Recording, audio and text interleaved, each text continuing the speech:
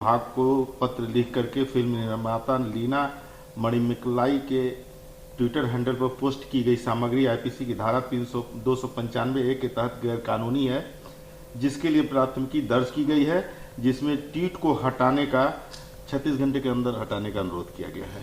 देखिए, निसंदेह अभिव्यक्ति की स्वतंत्रता का अधिकार संविधान ने आपको दिया है, लेकिन इसकी एक लक्ष्मण रेखा है जिसका पालन सबों को करना चाहिए। किसी भी धर्म को मानने वाले लोग और उनकी आस्था का ख्याल जरूर रखा जाना चाहिए, और इस पूरे प्रकरण को लेकर के जो राष्ट्रव्यापी तनाव उभरा है ये दुर्भाग्यपूर्ण है। मुझे ऐसा लगता है ऐसे ट्वीट या इस तरह के बयानों के जरिए देश का वातावरण विषाक्त करने की कोशिश नहीं की जानी चाहिए। काली फिल्म को लेकर के महामंत्री का जो बयान आया वो भी विवादों के घेरे में आ गया है। इस पर सीएम ममता बनर्जी ने कहा है कि गलतियों को सुधारा जा सकता है। देखिए, मुझे ऐसा लगता है उन्हें स्पष्ट निर्देश देना चाहिए कि वो देश से माफ़ी मांग लें। गलतियां किसी से हो सकती हैं, लेकिन जनता के समक्ष की गई गलतियों के लिए क्षमा याचना करना जनप्रतिनिधि का इससे मान नहीं घटेगा। इससे उनका सर और ऊंचा हो सकेगा, इसीलिए उन्हें जनभावनाओं का सम्मान करना चाहिए। वाराणसी के यूपी के बनारसी में प्रधानमंत्री थे। उन्होंने कहा कि हमारे लिए विकास का मतलब गरीब, वंचित, पिछड़ा, आदिवासी महिलाएं और बूढ़े लोग सशक्त महसूस करते हैं। इसलिए हम कोशिश करते हैं कि अगर घर बनाया जाए तो वह महिला के नाम पर हो। हम काम सुनिश्चित कर रहे हैं हर गरीब को पक्का घर।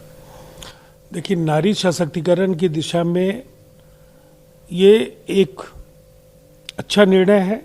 कहीं ना कहीं एक संतुलित विकास जिसमें समाज के सभी पक्षों का विकास हो, और महिलाएं चूंकि देश की आबादी की आधी आबादी कही जाती हैं और आधा हिस्सा उनका है, उनकी श्रेष्ठता के साथ परिवारों में अनुशासन बेहतर तरीके से बढ़ेगा।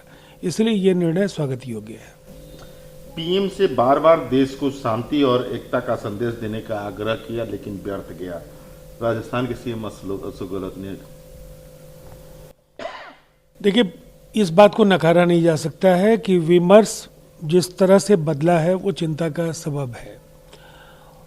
जो राष्ट्रीय महत्व के मसले हैं, जनहित से जुड़े जो सवाल हैं, उन सवालों को प्राथमिकता के आधार पर एनडीए सरकार को निर्धारित करना चाहिए।